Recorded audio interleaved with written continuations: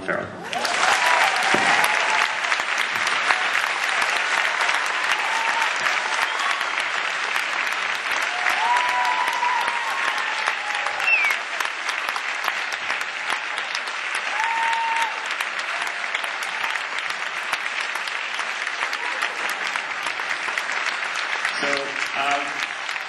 Before we open the floor, I just kind of wanted to ask the first question.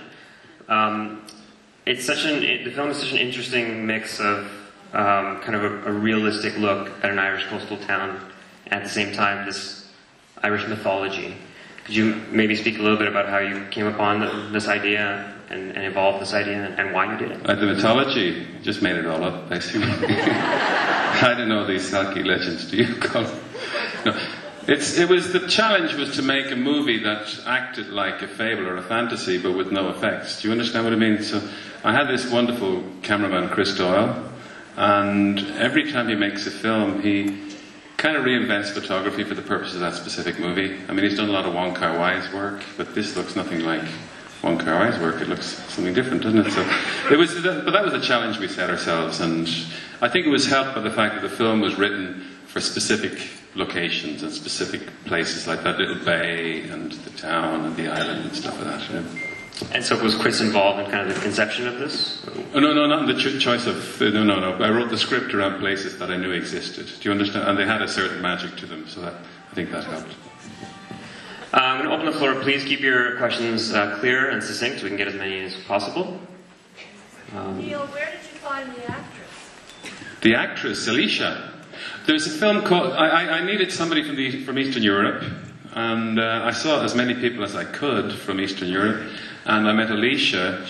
I met her in London, and I immediately invited her to read for me in Dublin, and she was kind of extraordinary. And the only movie I'd seen her in was a film called Trade, which was about the kind of slave, or sex trade, and set in Mexico. And she had a part in that, but she was extraordinary in that, so I did a reading with her, and she was quite wonderful. And we read together, didn't we? I thought you were going to say something else. No! We read together. We did not read together, Mr. Jordan. Are you sure? Positive. Okay, my memory is going blank. You read with her and I saw the DVD. Oh, I did a little test on a video camera, and I showed it to Colin. Yeah, that's right. Yes, she can't be here with us tonight for reasons I don't fully understand. Right here, please. Kind of doubled nearly, and to have the trade, to have the economy come into town, but they were just very excited about it, and they very much welcomed us while we were doing Ondine as well, and we kind of, I felt like I became part of the fabric of the town, part of the fabric of the village, and it was great when we went back because I got to see a lot of people, including the owners of McCarthy's bar and so on and so forth, that I hadn't seen in 11 years. I couldn't believe their pugs were still alive. I went in, the 2 pugs I used to drink with were still... So there's a wonderfully intellectual answer to whatever the question was. I won't be here all week. What was it like acting with that little girl? She's fabulous. The question was, what was it like acting with the little girl?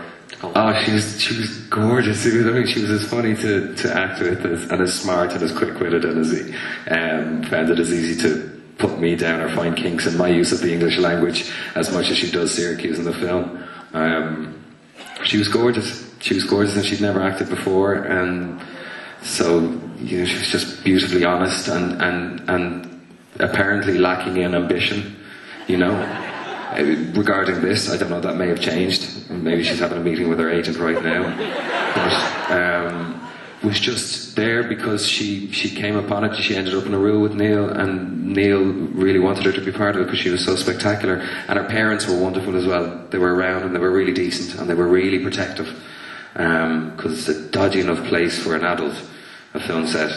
But she was lovely. She was a dream to work with. Really, really easy. So smart. Yes, up there.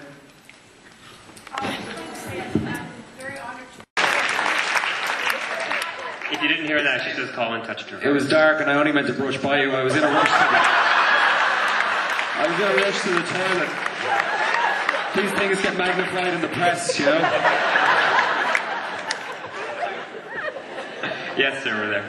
Colin got a free Guinness on Dizzy O'Sullivan in Bear Island's pub. Dizzy's too mean for free Guinness.